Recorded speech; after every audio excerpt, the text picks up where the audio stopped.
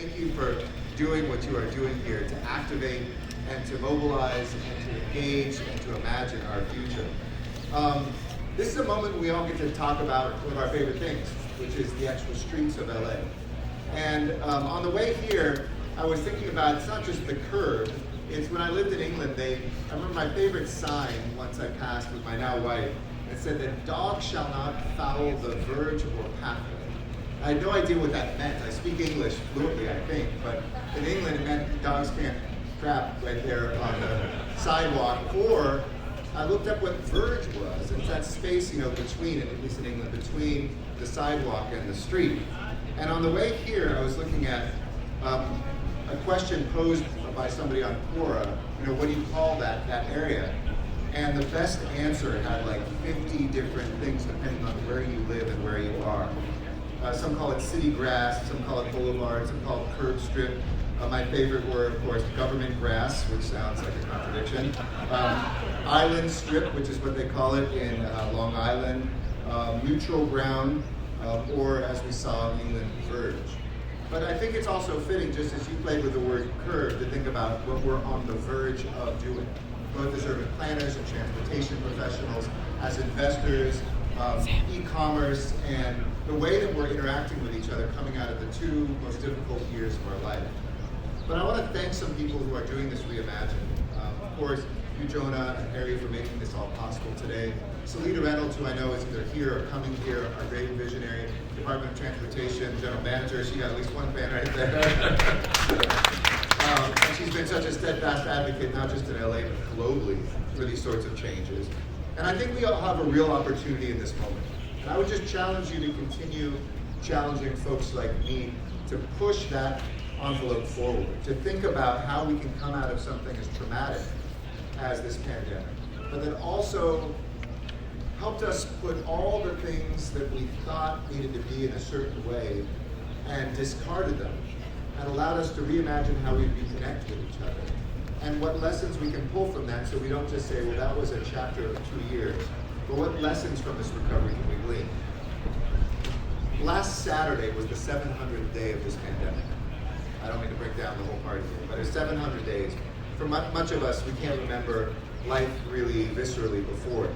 But it was on March 15, 2020, when I issued an executive order that closed our indoor dining, our gyms, our movie theaters, and other places where people gather. And we've come a long way since then. Here we are with masks off, unless you want to wear them, which is also good, don't worry.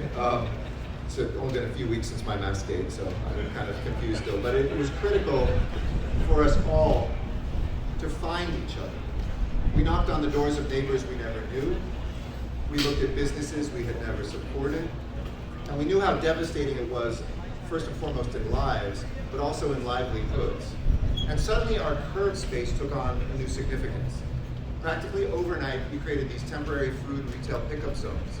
I just want to share with you here in the city of Angels, that meant the creation of nearly 800 food pickup installations and over 200 retail pickup installations on our curbs. We haven't committed yet to making all of them permanent. That's going to be a negotiation sometimes within neighborhoods. But their popularity demonstrates that most of them are probably here to stay. And I think that's a good thing. And we have to also learn the lesson about being much more flexible about how we think about curb space. In the past, there was really only one play. Put cars there, let them park, and that's good for the neighborhood. When I was a council member, I remember reducing the amount of parking time that businesses were asking so they could get turnover, so people wouldn't keep their car there for 8 hours, or charging a competitive amount, not to make life more difficult for people, but to make sure that we encourage people to walk and use transit. And now transit, which we're on our way, I hope, to making transit free for everyone, which we actually piloted during the pandemic for 2 years because we didn't want to collect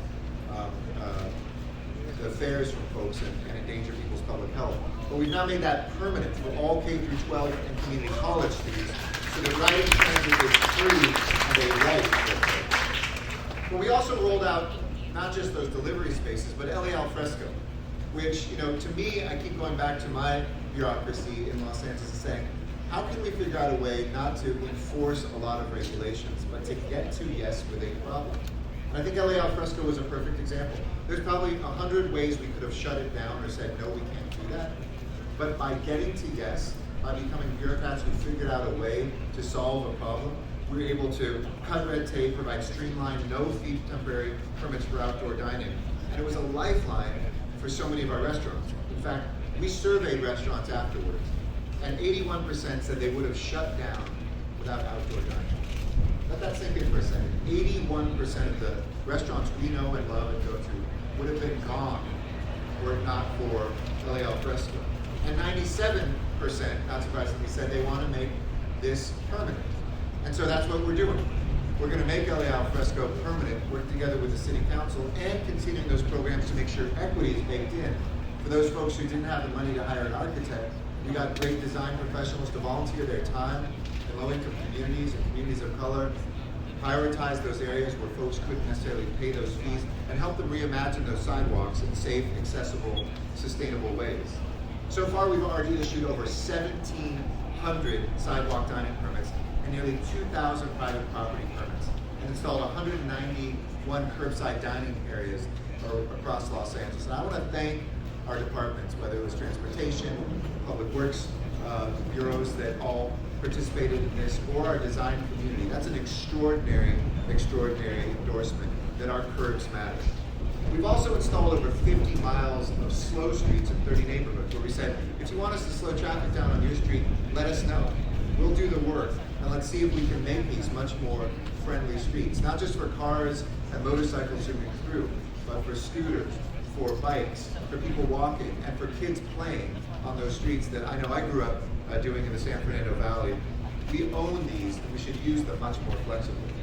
These were measures that saw us through the most difficult days when we didn't know that we could get to tomorrow. But these are also steps that kept businesses afloat. So it was good for our soul, but it was also good for our bottom line and our economy.